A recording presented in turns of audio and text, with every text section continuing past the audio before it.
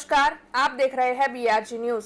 हरनी बोट दुर्घटना केस जिसमें अन्य 4 आरोपियों की गिरफ्तारी क्राइम ब्रांच की ओर से की गई थी। दरअसल नीलेश जैन, नेहा दोषी, तेजल दोषी और जतिन दोषी की गिरफ्तारी क्राइम ब्रांच ने की। तब इन 4 आरोपियों को रिमांड के लिए कोर्ट में पेश किया गया। आपको बता दें कि डॉल्फिन एंटरटेनमेंट के नीलेश जैन के कोर्ट ने 6 दिन के रिमांड मंजूर किए हैं, जबकि कोटिया प्रोजेक्ट्स के हिस्सेदार तेजल, नेहा और जतिन दोषी के 3 दिन के रिमांड कोर्ट की ओर से मंजूर किए गए हैं। हालांकि पुलिस की ओर से नीलेश जैन और जतिन दोषी के 10 दिन के रिमांड की मांग की गई थी और तेजल दोषी और नेहा दोषी के 5 दिन के रिमांड मांगे गए थे। 3 घंटे की दलीलों के बाद कोर्ट की ओर से चारों आरोपियों के रिमांड मंजूर किए गए। अब इस मामले में आगे कौन से खुलासे होते हैं उस पर सभी की नजरें टिकी हुई है।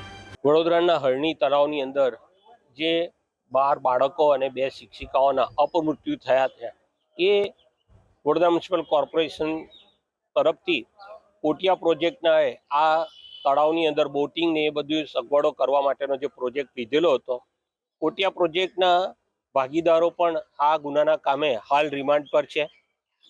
તે સંજોગોની અંદર કોટિયા પ્રોજેક્ટની પાસેથી નિલેશ જૈનને આ કોન્ટ્રાક્ટ મેળવેલો હતો અને તળાવની અંદર જે બોટિંગ કરવાનું અને બધી સગવડો સાચવવાનો કોન્ટ્રાક્ટ એણે કોટિયા પ્રોજેક્ટ પાસેથી મેળવેલો હતો।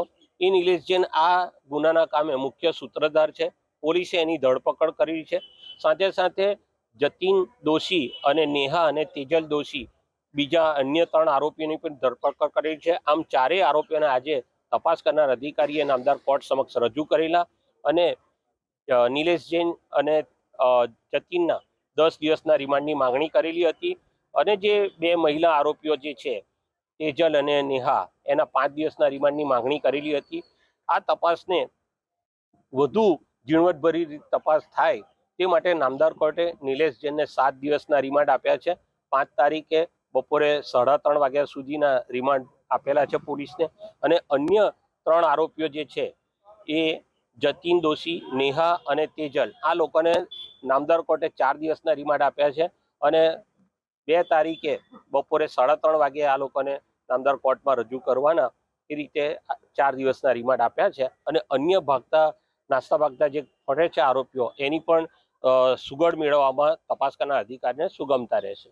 अब खबरों से लगातार अपडेट रहना हुआ आसान। बीआरजी न्यूज आपके मोबाइल स्क्रीन पर आज ही बीआरजी न्यूज की mobile app Google play store और ऐप स्टोर से डाउनलोड करें और खबरों से लगातार जुड़े रहें।